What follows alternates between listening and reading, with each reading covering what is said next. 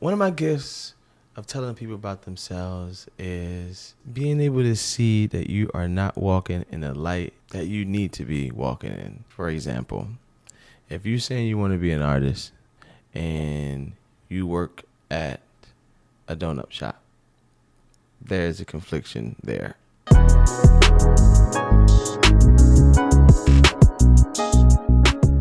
What's up, guys? Welcome back to the Light Shine podcast, where we discuss biblical teachings and we shine a spotlight on those who inspire us to keep on radiating God's divine light. If that sounds like it's up your alley, go ahead, make sure you subscribe to the pod on whatever platform you're listening on. And also make sure that you follow us on Instagram at the Light Shine podcast to stay connected. I'm super excited about today's guest because we kind of automatically clicked talking about church, talking about creativity. We met at a mutual friend's house. I literally wrote down in my notes app that this person was going to be my head of production. So I'm really excited to introduce Rashad Scroggins, aka 17. Welcome. Wow, that was great. Yeah, I'm really excited you're here. We met at a mutual friend's house, and then I just feel like I saw you multiple times out, at Essence Fest. Mm-hmm. Then I saw you a couple weeks later at another mutual friend's album release party, and it just felt like divine alignment. And then we got on the phone to prep for this podcast episode, and you were just unlocking parts of my brain that I didn't know existed. I was like, oh my gosh, he is a genius. So I'm excited for the listeners to get to experience a bit of what I got to. I'm excited to see what you're doing, and I'm excited to this thing to all happen full circle. I always thought that you were going to be my publicist, actually. You know? Yeah. I was like, yeah, I need her. But I'm a big believer in things happen, and you don't really ask for things, but you see how life just works it out for you. So I love when that happens because it's just organic, you know? Yeah, that's a great word for us. Organic. Yeah. All right. So this is the Light Shine podcast. So I have to start out by asking you, how are you letting your light shine? Okay. I am letting my light shine by letting people know that they are great in every aspect and that they have opportunities to unlock. A lot of people don't understand that they have, they already have what they're asking for, you know, and it's just about how you position yourself and how you position your mind. And a lot of times people grew up in a family where, you know, they don't have much belief system behind them, you know, or they don't have many friends or whatever, or they don't have people to look up to as business partners, you know. They just stuck in a cycle of I don't know what to do. So I grew up with a lot of people that are very talented, but they don't really know who to talk to, why I'm talking to them, you know. So I think I am here to bridge the gap between someone's dream and someone's reality and making it make some money, you know? Yeah. What do you think differentiates you from the people you grew up with? How do you know what to do and what questions to ask and the types of people to meet? How do you know that? I have an insane amount of curiosity that, and I think that's one of my powers, right? To be curious and courageous at the same time.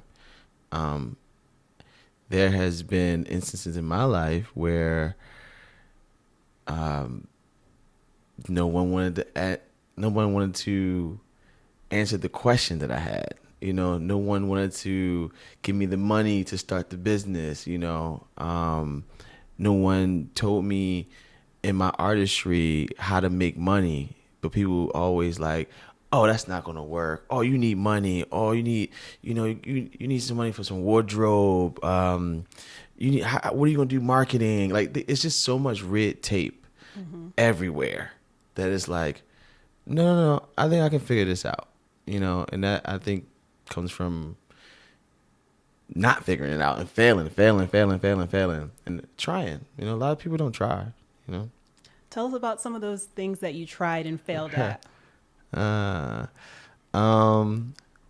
and what you learned from it as well. Okay, so I don't think that I really failed at anything. Okay. To be honest, because everything that I've done, I made money off of. you know. But I will say failure in the respective way that I have a clothing line, right? And I didn't understand about distribution, you know, and I didn't understand. I understood ROI, but I didn't really understand all the costs that came with it. You know, the shipping, the labels. When you're getting something printed on your garments, you gotta pay for the leg print, the arm print, the chest print, and all of these costs makes it hard for you to get out of the hole sometimes. You know, so you're selling it for what? You know, $40, right? And you're not even seeing that it really costs you 37. There's so much hidden costs, and I think I've drowned in that. Yeah. Does that make sense? That makes total sense. But I like that you still tried. I watched this video the other day where this guy was saying that we have too much information. Like you learn the most by just doing. Yeah. And, you know, the more you sit back and just watch the how-to videos, like you become, I think he said Information junkie. but no, he said an over-intelligent underachiever. I was like, ow. Oh yeah, that's it. I think it was this book called Why Does the A Student I think I'm getting it wrong. The A student works for the B student, or the A student works for the C student. I think that's what it's called. That's even worse. Robert Kawasaki. I read the book a minute ago, and it was so interesting. People are focused on information rather than doing, because it makes them feel comfortable. It makes them feel like they got a sense of security, false security, when you didn't do the thing yet. Mm-hmm. So I pride myself on, like, I don't want to network. I want to do it. Yeah. You know? I love that. I love that. Okay, let's take a step back. Tell me, where are you from? What's your story? Mm-hmm. My name's Rashad. I'm from Baltimore. I started in entertainment when I was like 15. Started out doing videos for Lil Mo, and then I seen her and I said, I want to do that. At 15? At 15. Well, we spent time together. Okay. You know, so 15 to 17, we spent time together. And but just watching her on stage, watching her motivate people, watching her, you know, people fall in love made me say, I think that I could try that, you know. And then I met Yanni Smith a couple years later, and she introduced me to a world of production that I was like, wow, this is dope, you know. And that's the short version. What were you doing exactly with Lil Mo? Video. I was recording her on tour. At 15. How did this happen? I was hanging out in the studio, and my man Devin Carter, he's a photographer, and he seen me with a camera one day. I had a Nikon 300.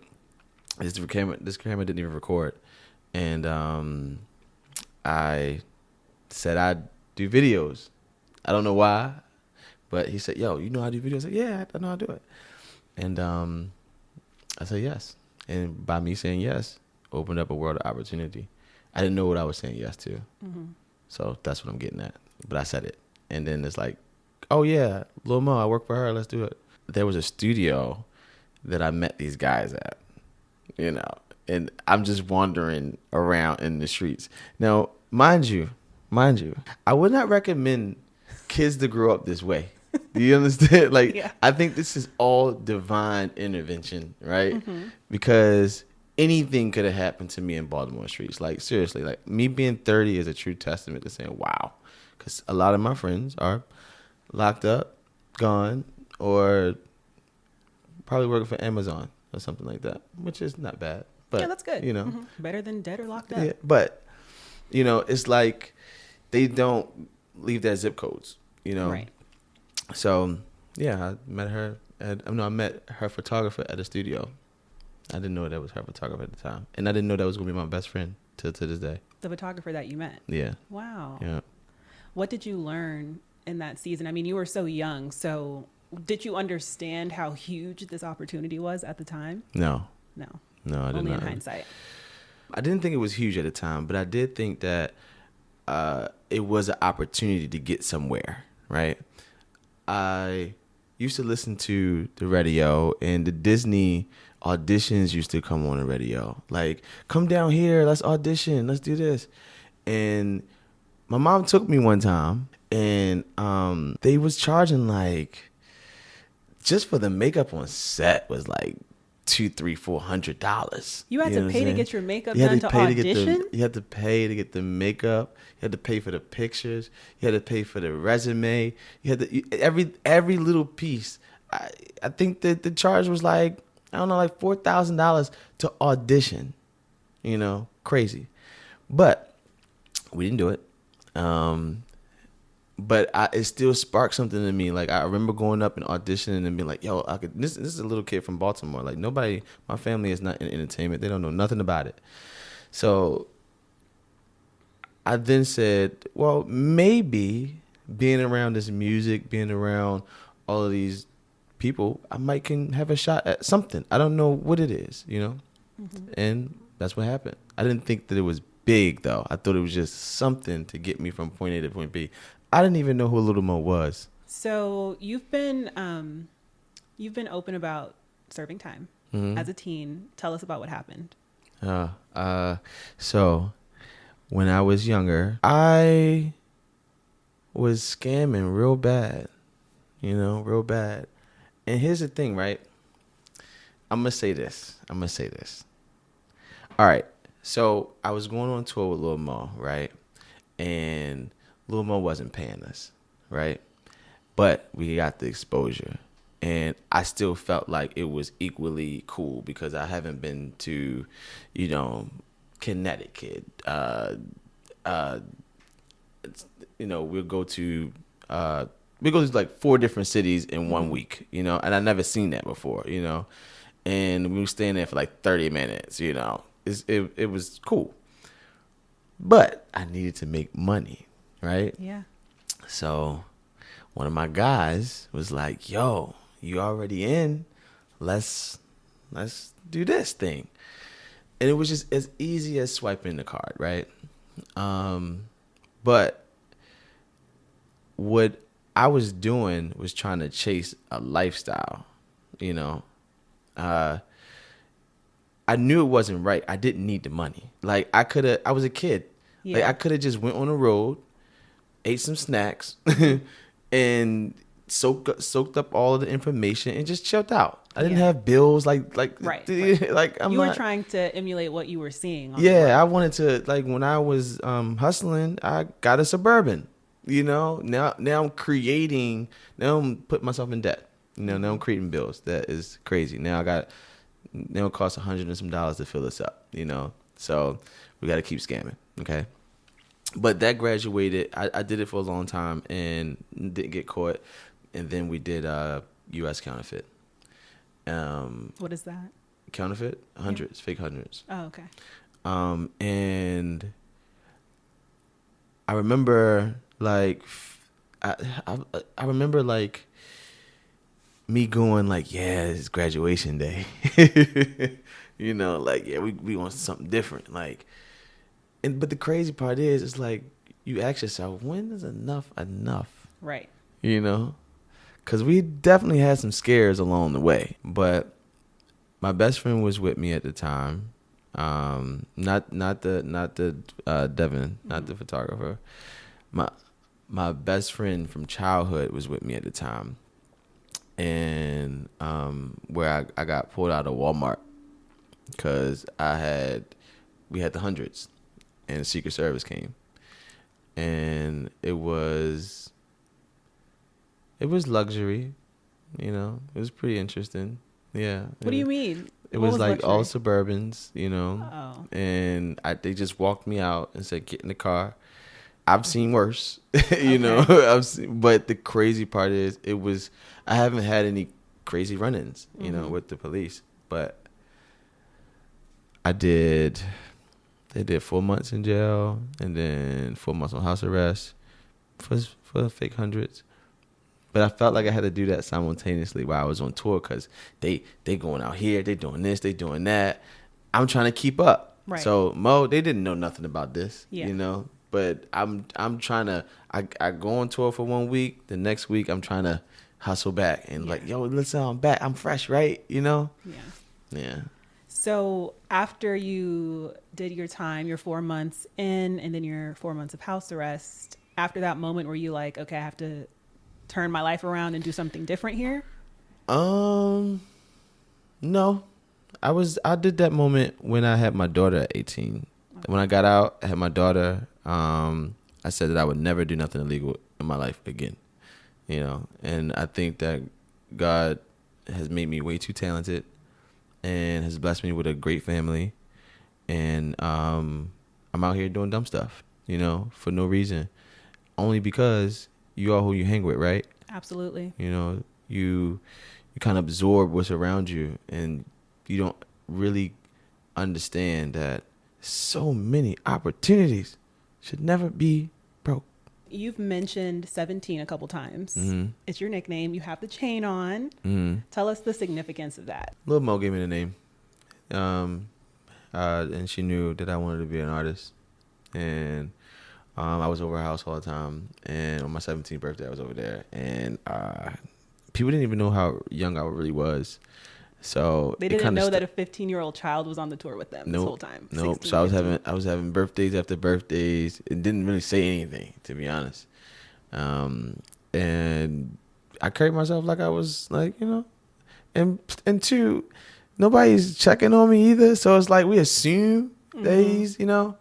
But yeah, she gave me the name. Everybody started calling me that. It stuck. So it now is like the whole Baltimore. That's just, yo, what's up, Seven? You know. And she had to also write me a note one day for class, for my school, because I was still in high school and I was missing so many days. So shout out to her for like helping me pass, helping me graduate. I don't want people to think, oh, you know, he was young. What happened? You know? Yeah. She helped me out. What would you describe your relationship with God like during those teen years, early adulthood? I don't think I really knew God. I don't think I really knew. I think I went to church. My grandmother took me to church. I knew of him, but I really wasn't. I was more like this creative child, you know. Like I'm building tree forts. You know what I mean? I'm building trails. Like, you know, I was outside, you know. So church, I'm like, no, I'm going outside. Yeah. You know? So okay. When did you come to know God? Great question. When did you come to know God? Yeah. I came to know God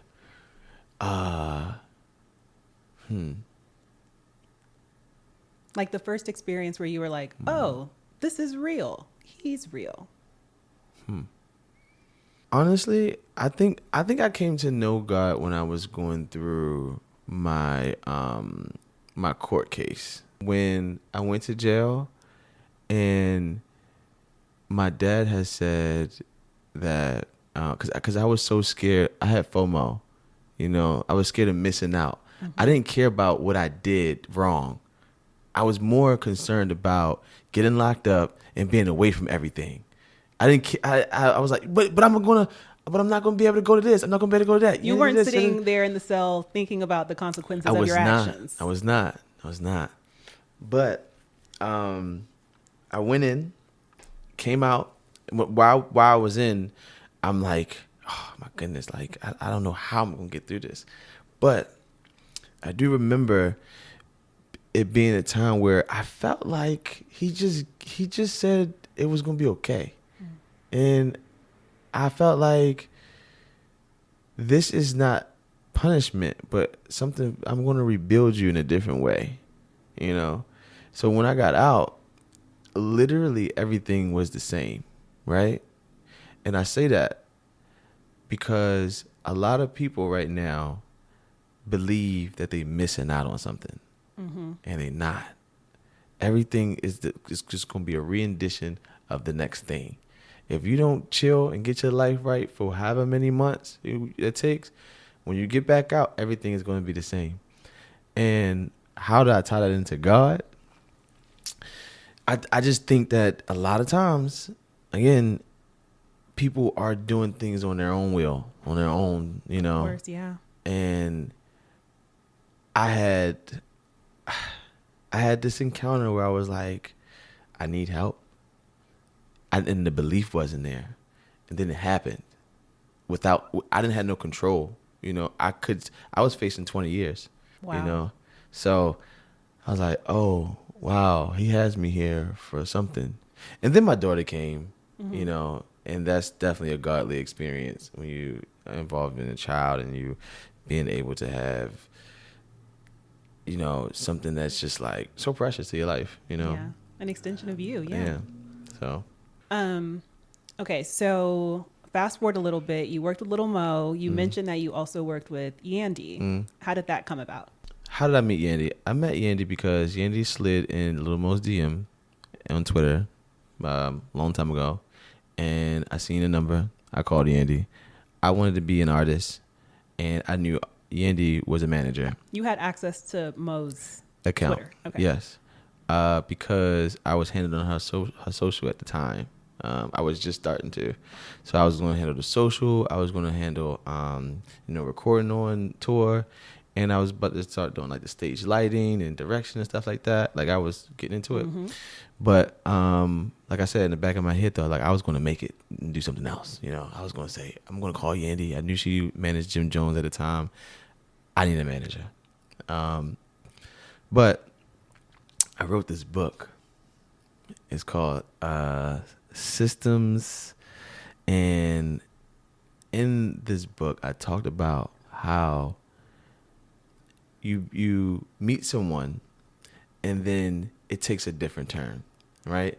And sometimes it doesn't take the turn that you want it to take because you not understanding and knowing yourself, because if I said I wanted to be an artist, right? Why didn't I just stick to that, right? Why didn't I just say, nope, I want to do this. Nope, I want to do this, right? Right. But you got someone else that's coming with all of this opportunity, and you going, wow, let's do this, let's do this, let's do this, let's do this, And now you get lost into this world of just trying stuff. Yeah. You know what I mean?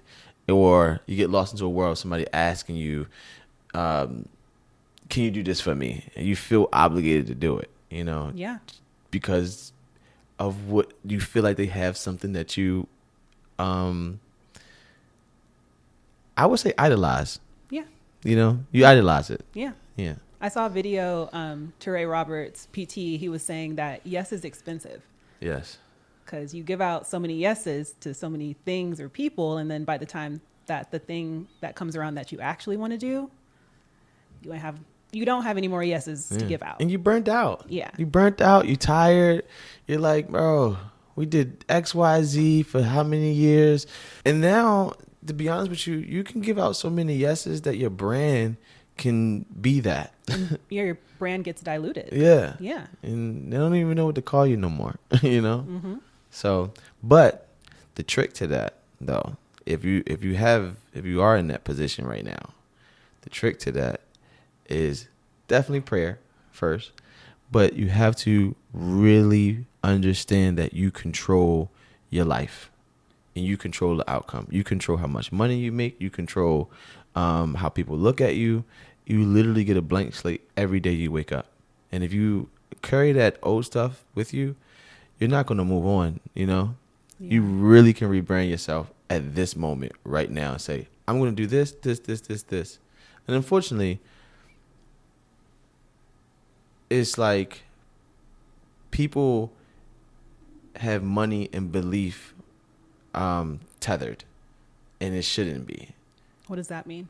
Meaning, I don't believe that I'm doing good until I start making money. So what's the litmus test then? If it's not the money, how do you know when you're doing good? If you enjoy it, and you are saying, I can talk about this subject for hours, for days. In this entertainment industry, there are a lot of false powers. You know, 9 times out of 10 is a horrible contract. You know what I'm saying? Yeah. 9 times out of 10 is a situation where you fighting to get out of in the couple. You know, so you have the strength to literally go from 0 to 1. I read that book. I don't know if you ever heard of the book. I From have Zero not. to One. From 0 to 1 is a good book. Okay. It talks about startups.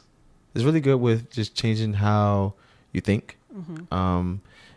And I really believe that we don't have enough community around real, tangible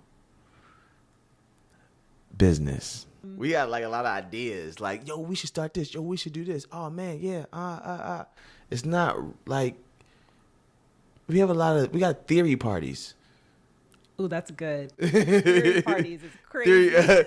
You having a pity party? No, you having a theory party. Yeah. You're not actually executing on it. It's just an idea. And then you try it, and then it's like you get burnt out. If you got burnt out from something you tried, chances are that's not what you wanted to do. So, originally I wanted Yenny to be my manager, right, as a music artist, but that came to not a halt, but I was young and impressionable.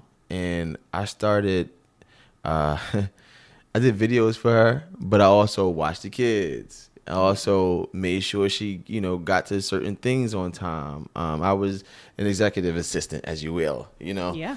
But that wasn't how it was supposed to go. And I think that if I was more, if I had a little bit more courage like I had today, if I had a little bit more like belief in who I was at the time, I probably wouldn't have done none of it. But I'm super grateful for the extended family that I do have, though. Which is Amir, Scholar, Lil Mendici, Asim. I'm super grateful. But I will say, you gotta live in your truth, and you gotta believe in yourself. Because if you don't, you're gonna do things that is out of your character. You know what I mean? Yeah. But you don't feel like working for Yandy in that time period was sort of a launch pad to get you somewhere else? I feel like it was a launch pad, but I also feel like it delayed certain things because you didn't believe all the way. I mean, right now, I make things super simple. Right? Everything's a system. How are you going to sell what you're going to sell? Right? You're going to come out with your funnel. You're going to have a landing page. You're going to have some upsells. You're going to have, when you doing audience engagement, are you going to do an event? Are you going to do a webinar? Are you going to do whatever it is? Like these things are simple. You know what I'm saying? And it is applicable to every business. It's not just a musician, right? If you break it down, business only, not creative, you got you could be successful with anything. You don't have to just idolize something that she's doing. She's managing Jim Jones. I want that, but maybe you don't want it like that though. Maybe he got in a certain way that doesn't make sense for you. You know what I mean? Does that make sense? Yeah, it does. Okay, you're using all these buzzwords, funnels and audience engagement. You created 2 companies, Cinepark and 17th District. Tell us about those. What led you to create those companies, and what exactly are their purpose? Cinepark is my film company. We make movies that tell people's stories, real stories, and specifically our stories. I don't feel like a lot of mediums tell our stories the best. I feel like we are subject to, craziness, when I think there are other stories. So that's where I come into play. We don't do ratchet, we don't do any of that type of stuff. Yeah. We just tell real stories from real people. 17th District is the platform where I actually teach artists how to make money. That's the platform where we have our events, we have our festivals, we just have fun in that, and I wanted to bring some like-minded individuals together and party and learn. What inspires you to create 17th District? Was it, your past and working with the different creatives, Mo, Yandy, whoever else, or what? You know, I think a collection of so many things. I've done a lot in my life, and a lot of people be like, "When are you going to settle down? You do a lot. You do everything. Oh my goodness." I would like to say I'm multi-hyphenated, but others would make me think that I do too much. So one day, I'm like, God, I don't know. Am I doing too much? Like, I got all these ideas, all these different things that I do making money off of, and it's just not catching. How do I bring this all together? And I start having this system, revealed to me, like the top, this.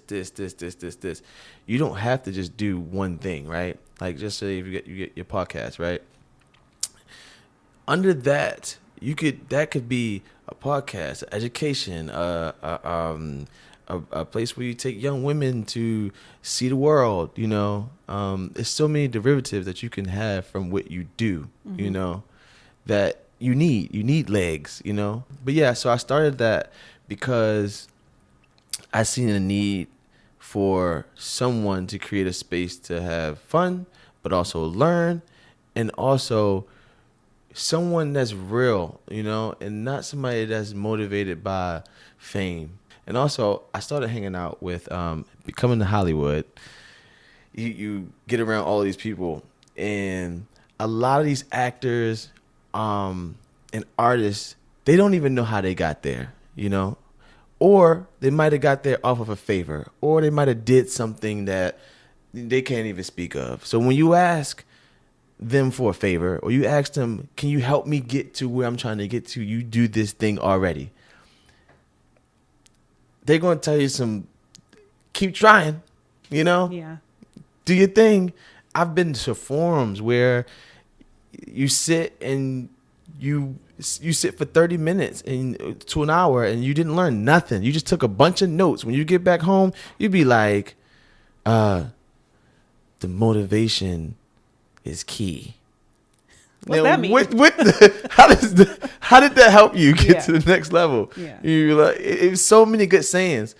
I want to create a community where we actually are learning from each other.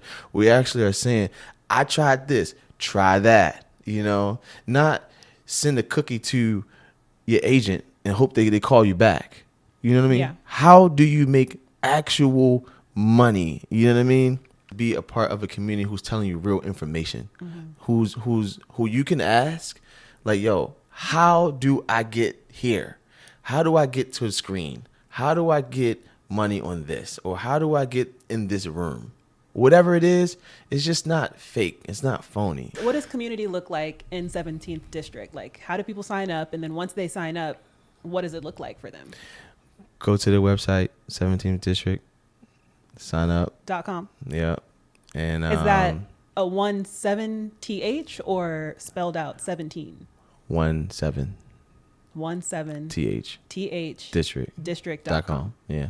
We'll put it in the description box below. Yeah. And just sign up, and we're gonna send you some newsletters, and you'll get involved. Okay. Yeah. Is there a fee? It's not a fee. Free. Oh. It's not a fee. Everybody sign up. It's not a fee. Well, there are things inside the community, that you're gonna have to pay for. But no, it's not. Just come, check it out, and we'll be there for you. Why is it so important for you to teach artists how to monetize their gifts versus just seeking fame and visibility? I think it's important to teach people how to monetize their gift and not just fame and attention, because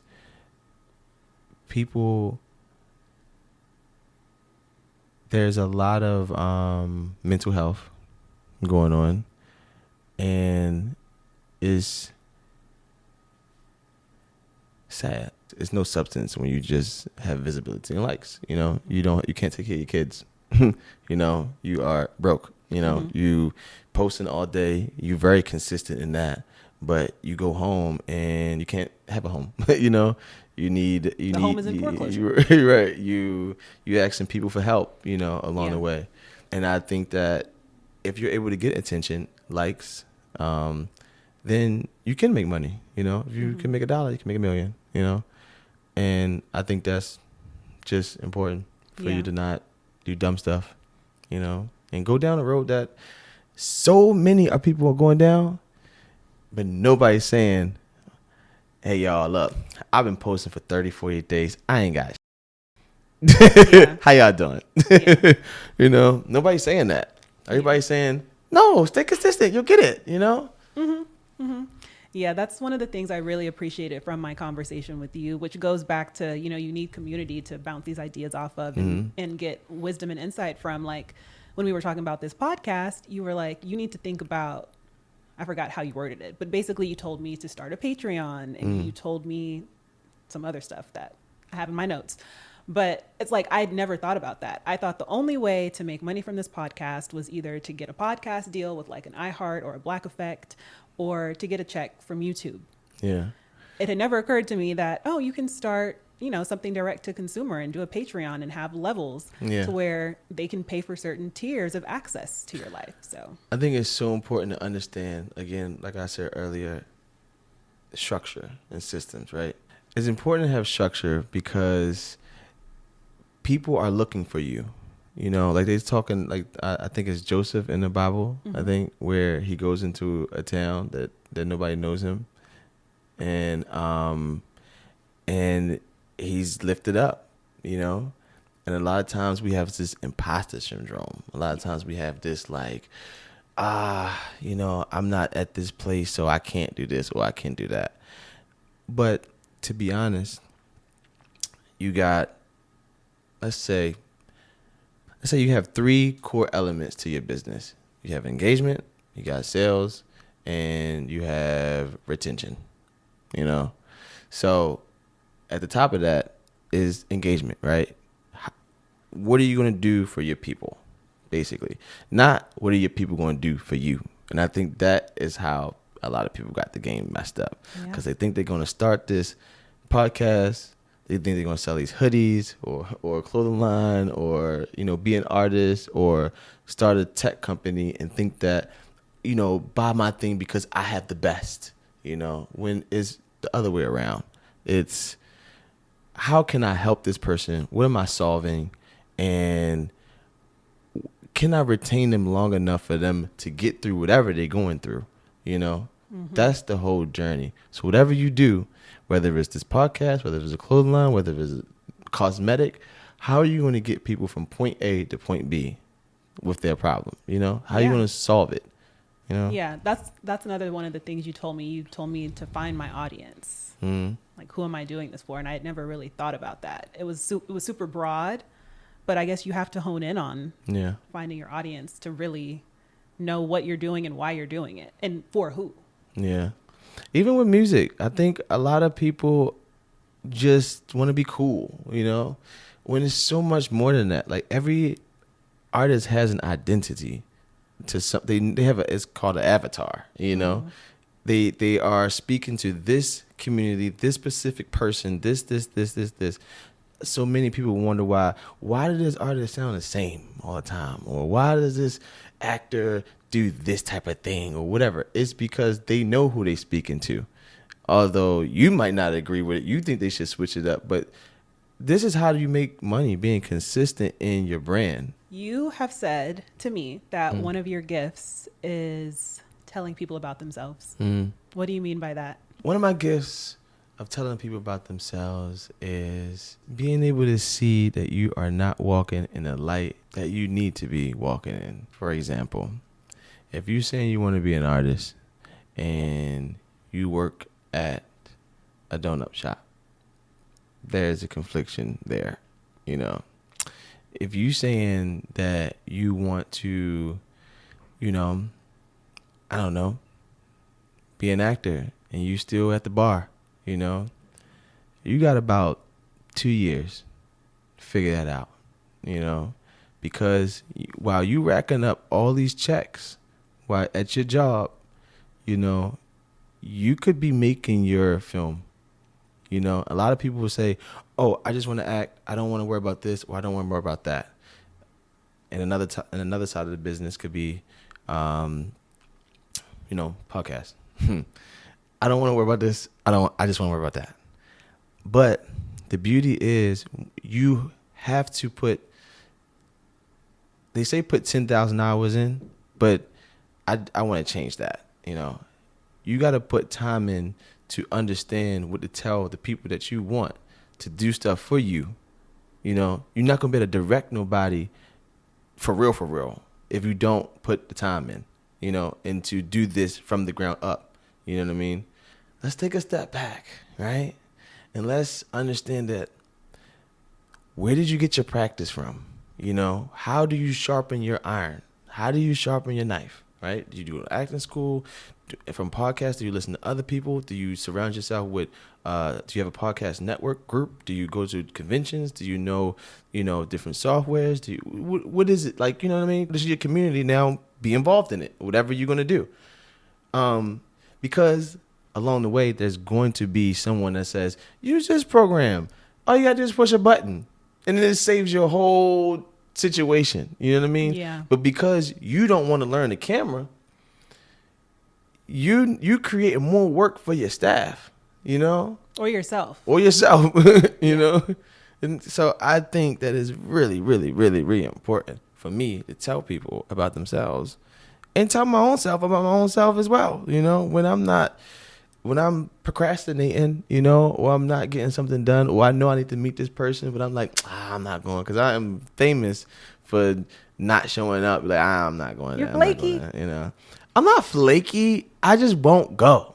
I'm not even flaky. I'm just like, nah, not doing it. You know, nah. But when I say I'm gonna do it, I'm gonna do it. I don't never. I don't care how much stuff I've done in the day. I'm gonna do what I said I was gonna do. What is one principle, or multiple if you have multiple, but what's a principle that you try to instill into creatives about, you know, getting a profit from their art or creativity, but still keeping their authenticity? You need to figure out how to be authentic and how to help somebody with their problem. How you get money from your creativity is the question, but the real question is, how am I going to help somebody? That's the question that you need to ask yourself. And then what does the market say that I should charge for this service? You know? And then you go, okay, the market says this. This is what everybody's doing. Are you premium?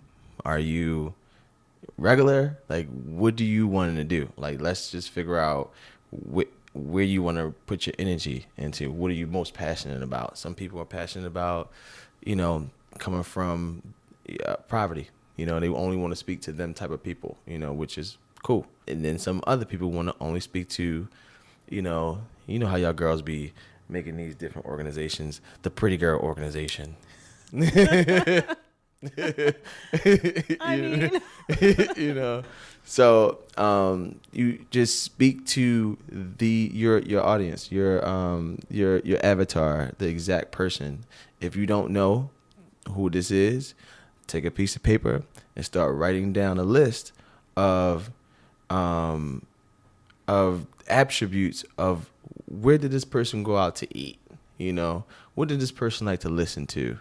What goals does this person have? You know, do they have do they grow up in a single family home? Or, you know, all of these things are important for you to know so you can make an informed decision from how you're going to move with your company. Let's say something different with your podcast, right? You're doing it right here, but let's just say you started doing it at a high school in Crenshaw. You know what I mean? Like, you went up there and said, "Yo, look." like a live recording? Like this, like a live recording. I mean, I want to do this in the gym, With people in the audience? with kids, because I want them to see someone like themselves working. And that could be interesting, right? Yeah. But that's a different spin on, you know, why your podcast would do something different, better, innovative. It's like she's bringing this to schools, and she's not only teaching people to do something cool, but she's teaching people to, like, you know, be innovative, you know, and say, oh, wow, now she got CTE, career technical education, gave her 50,000, you know what I mean, just to come into the school once, 2-3 times a year. You get what I'm saying? To show people how podcasting is, because they don't have that program in school, right? Right. But it's a prevalent thing today. Yeah. But that's how you shake up the market. You get what I'm saying? That is so good. Rashad, how do you know these things? I don't know. I just thought. You just think. I don't know. Wow. But that was kind of good. That's an amazing idea. Yeah. You're not talking about nothing that's, you know, that's vulgar. Yeah. You know what I mean? So it's like, the goal of this podcast, it was always to spotlight people's stories, to show people, like, where I grew up or where you grew up, okay, that you can be here if you want to. Like, we all come from, well, not everyone, but a lot of us come from humble beginnings. And I just wanted to showcase people's stories so people see that, oh, these are just regular people out here working in Hollywood, right? So I love the idea about the gym. Think about that. Yeah, you could do it. You could do it anywhere. Parks. You could do it you got those. You know, but this is how you in the world of publicizing, right? This is even something like that is how you this takes a deck from a boring deck to we need to invest in this deck. This take a deck from saying I got a podcast, Crayola. I got a podcast, Crayola, because you just, you know, give me some color pencils or whatever.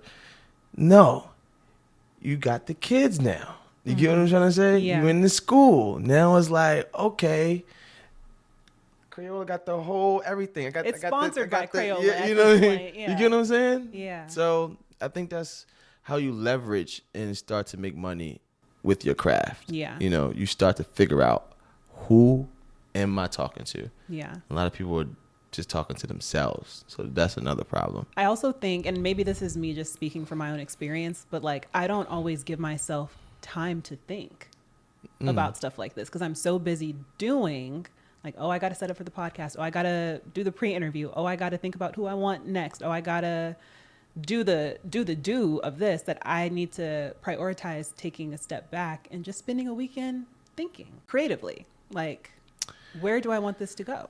This goes back to community, because sometimes you can't think your way out of a situation, right? Because you're gonna be in a cycle. Yeah. You know, you're gonna go back to, well, I'm gonna do what I know. So how I combat that is, and a lot of people say not to do this, right? And I think throughout this show, I've said a lot of people said not to do this, and I did it. You're saying to do it. So, yes.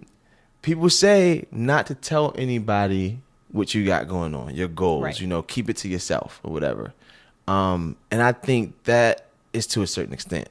You know, if you are charged to do something and you have an idea and you say, I need to bring this out into the world, the first thing you need to do is go to God, of course, and you need to check in with yourself.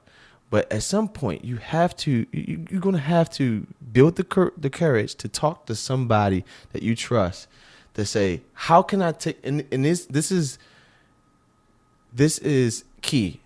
Ask the right question. Because sometimes people like, oh, well, I have this idea that I'm doing. I'm starting this podcast, blah, blah, blah. What you think? No. How do you think I can make money off my podcast? How do you think I can grow an audience off of my clothing line? How do you think we can structure this in a way where we can have an exit plan in about 5 years? You know, people not asking them type of questions when they associating with, I'm about to start this thing. So if your idea is not developed enough to believe that you could have an exit strategy, keep it to yourself. An exit strategy meaning what? Meaning, what are you going to do? Like, you Because, have and to. I'm asking that because I'm like, I don't have an exit strategy for the podcast because in my mind, I want to be doing the podcast. So exit strategy doesn't always mean that you always have to sell company. It just means you're preparing yourself for the next phase, whatever that phase is. But if you want to build your business, you can't think like, I'm never going to let this go. You gotta look at it like, let me set this up in a way that this can take care of me for the rest of my life. Having an exit strategy idea gives you the extra push to make your company more established. Okay. Does that make sense? Yes, it does. It's like aiming at you only, if you don't have it, it's like you're only aiming at something 50 yards, instead of aiming at something 100 yards, or a mile down the road. You know what I mean? I wanna build this so far in advance that I'm not going to be crippled at just an idea. Switching gears a little bit, you know a lot of influential people. You've had dealings with them. What would you say is the key to building relationships that last in this industry? The key to building relationships that last in this industry is being authentic. Is being the person in the room that has another idea. Not just saying, oh, yeah, that works because they are your idol, or they have, they're making $3 million a month, which was like, what? Like, you have to have a really good discernment, and you got to carry God in the room. You got to carry God into the room, and a lot of people. I was at a panel yesterday. And Benjamin Crump talked about people fighting for the law. And it's not about that anymore. It's about fighting for truth. It was illegal for a lot of things to happen in the world, to black people specifically. Slavery was, cool. It was the law, but it wasn't right. Right? So if you're able to go into these rooms, whether it's entertainment, whether it's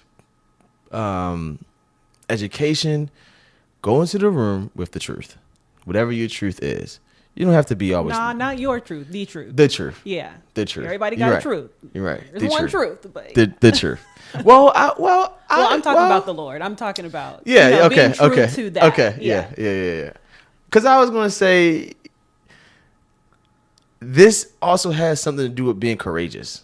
You know what I'm saying? Whatever you feel in your heart is when you want to say it. I know a lot of times people hold their tongue based on who this person is and them having a false sense of they might can do this for me, so I don't want to say that. It's just all this type of blockage from you really having the emotional connection with another human. You know what I mean? Instead of just, how was your day? Being real. Yeah, a real human being. And not trying to just trying to, you got 2 ears, 1 tongue. Listen more than you speak. That's biblical. Be quick to hear, slow to speak, slow to get angry. Yeah. Yeah. Okay, so this morning you texted me something. You said, hey, can you open this? Can you listen to this? And it was a song that did you write, sing, and produce? Some of them I wrote, some of them I produced, some of them I work with another writer, and my guy Mar, he is a crazy connector. I went to Atlanta and I was like, man, I want to work on some music. I want to try a different method. A lot of the other stuff I wrote, produced, did everything myself, like the whole production. But this, what I'm about to come out with, I got some help. It was fire. So the help is helping. I mean, I Yeah. haven't heard your previous things, but I was literally like grooving in my apartment this morning because it was a different sound. Yeah. And that's another thing where like I am so happy to bring something different, as a black person, and not be like too hard R&B or too hard rap but I'm saying things that, is going on in my life, you know what I mean? Yeah, relationship Yeah. things. Yeah. If you really listened, I peeped. it's like, oh yeah, he's crazy. No, I didn't think that. Confused and alone. That yeah. You're going through your process. Yeah. Yeah. It's crazy. So the business is great, but the relationships is yeah. How did you get into music? I guess you've kind of always been into music because you said you met Lil Mo by being at the studio through her photographer, right? Yeah. So you've been in the studio since a kid. Yeah. Been in the studio forever since I was a kid, but my father also was really good friends with Raheem Devon. I think this was 2016, 2018. I don't know. One of them. I did my first record with Raheem Devon, actually. That's where I started music at. But I still, even when Raheem was doing music, it was just going to a studio. I didn't understand the magnitude what happens when it leaves the studio, So But you got to see the beginning part that most consumers don't get to see. yeah, The foundation yeah. of it. But it's so crazy because a lot of people do get to see this process too. But the artists never tell anybody else. Well, I only can speak from experience actually. But I have not experienced being around people where they really tell you the game. Like you be like, okay, we create. But where does this go? Like, where's the check? What's happening? Yeah. So how did you learn that? Or did you learn it? So I learned by trial and error, right? I learned, you got to upload your songs to DSPs and you got to figure out where the money is going, And I did it. I hired a guy to do my marketing, and my stuff was out there on blogs and blah blah blah blah. But I kind of I kind of fell off because I didn't believe it was working. Because in the music, you get paid quarterly. So while I'm doing this thing, I'm looking for immediate return. So I'm like, yo, what is going on? Like, what is going on? And I dropped it. Come the following year, because I set up my song trust, my BMI, what's it called? My writers agreements and everything, my splits. Because I set all that up, I got paid a big payout like the following year or something like that. And I was like, oh, I need to get back to music. Working. I said, oh, I need to get back. I didn't know. And now every year, every quarter is a little something that comes in there. I'll be like, dang, that's crazy off something I created like 4 years ago. When I look back into my life, I've done businesses, I've done a lot of things, but I also have had a lot of women distractions. My attention, my awareness, my you only got 100% of yourself, right? And you just dividing yourself out to so many different things. Your yes is expensive, right? Mm-hmm. Not saying you shouldn't be in a relationship, but I will say when I do look up, I spent a lot of time trying to figure out others when I really need to figure out myself, and what I want to speak about. When I go into the studio, or I'm creating, I'm an empath. I am a really emotional December person. Sagittarius. Yeah. And I feel like if something doesn't happen, I don't have nothing to talk about. And I gotta stop that. Yeah. So it's just learning how to just create. And that took a whole journey in itself to just say, I want to create something. I don't have to be in a space to do it.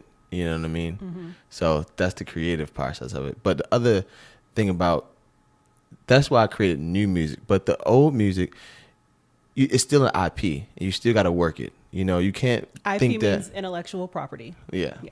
You can't believe that you're gonna come out with all these records and they fall flat, flat, flat, flat, flat. You gotta work. Whatever that is, you gotta work it. You know what I mean? Even if it's for a couple of years. You know, there's some songs that you know today that came out 2 years ago. Yeah. And it just blew up out of nowhere because they've been running ads every day for it to catch up. You know what I mean? So I'm in a space right now where now that I know I can make money on music, I'm in a space where now I'm building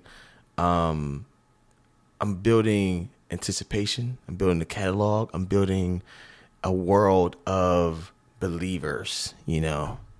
Does that make sense? You know? Yeah. I'm just putting it all together, you know, making it make sense in unison, whether it's 17th District, City Park, putting my music in some of these movies, you know, everything is working together. What is this upcoming album EP about? Losers Don't Listen. That's what it's called. Losers. Losers Don't Listen. Losers don't listen. Yeah. I have lost and gained, but right now we're talking about loss. I have lost things because I didn't listen.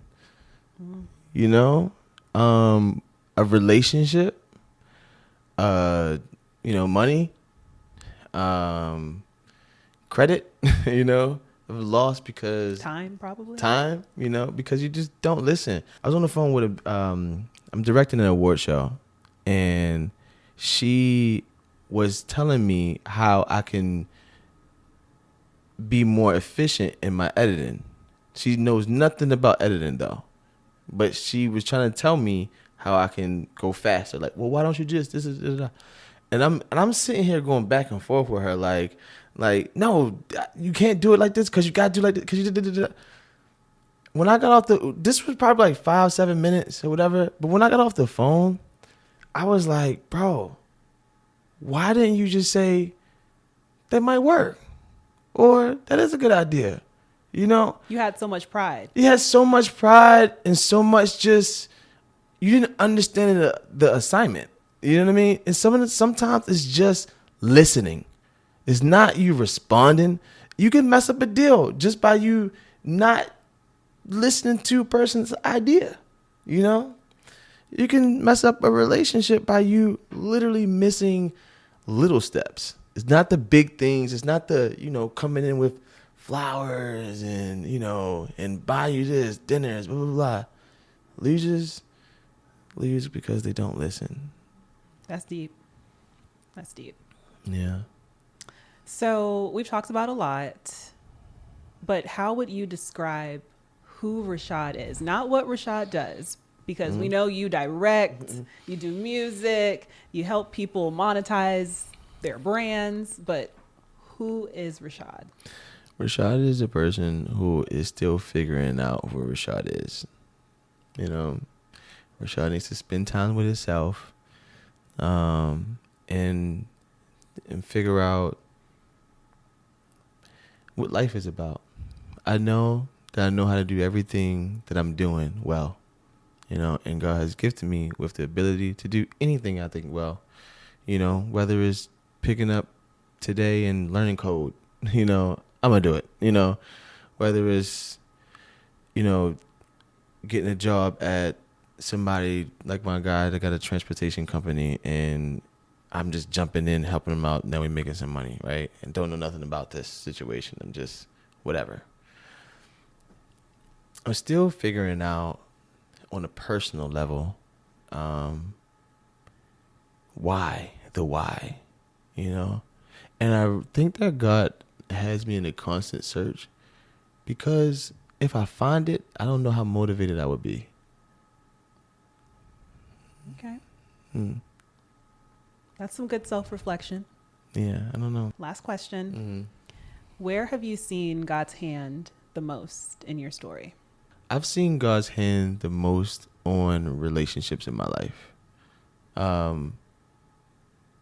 Being able to surround me.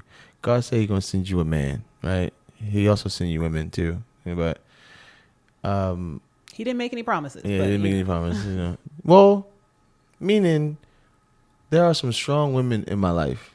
You know, like that I've seen do amazing things. Like y'all women, y'all stick up for each other. It's crazy. Y'all be having, you know, conferences and all types of stuff. I've never seen a man conference. Can we do that? I don't know. Maybe you know? you should be the one to do it. Right. You know, never seen I've seen like the salt and peppers, you know, Right. they got that type thing, but I never seen no YN conference. Not a YN conference.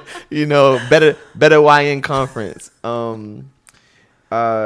But yeah, Your I story. seen God's hand most clearly on giving me grace with people, you know, because if not, I probably would have burnt bridges. People probably would have turned their backs. People probably would have been like, no, he's crazy. He's always have all these ideas.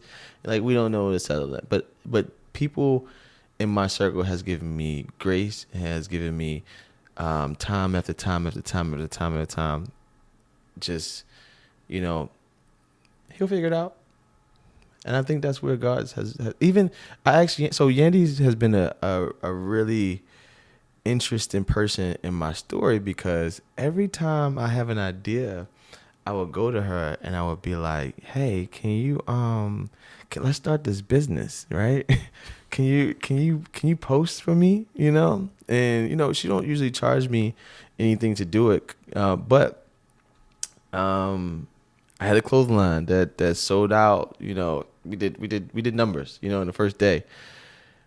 And then I had something else that I did with her. We did another numbers in the first day. Then I did something else. And it's like, Rashad, do you understand what you're looking like?